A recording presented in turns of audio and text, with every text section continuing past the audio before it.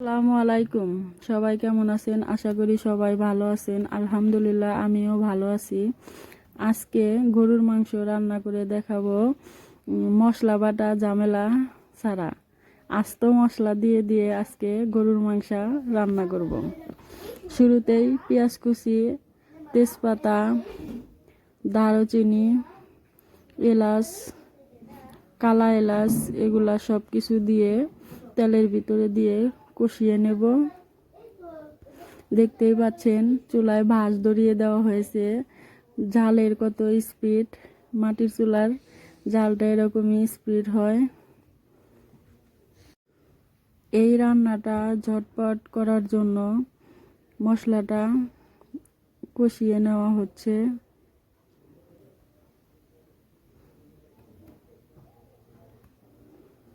দিয়ে দিলাম অল্প পরিমাণ পানি।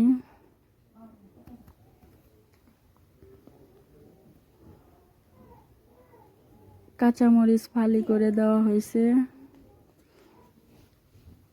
এখানে অনেকটি কাঁচামরিচ দেওয়া হয়েছে ফালি করে। আদা বাটা, রসুন বাটা, এই দুইটা মশলায় আর জিরা বাটা, এই তিনটা মশলা বেটে নেওয়া হয়েছে। 2 চামচ হলুদের গুঁড়া, ফাঁকি মরিচের গুঁড়া 3 চামচ। জালটা একটু বাড়িয়ে দিলাম।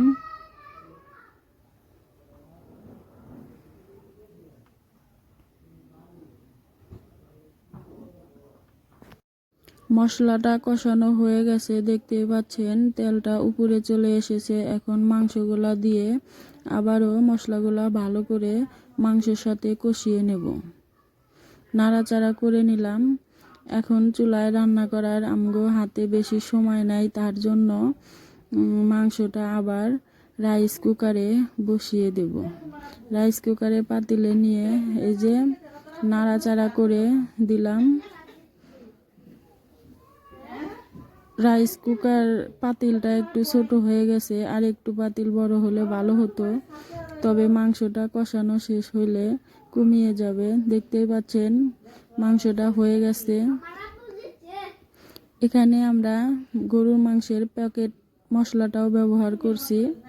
পড়াই রান্না শেষের দিকে। ভিডিওটা যদি আপনাদের কাছে ভালো লাগে তাহলে লাইক করবেন, কমেন্ট করবেন এবং সাবস্ক্রাইব করবেন।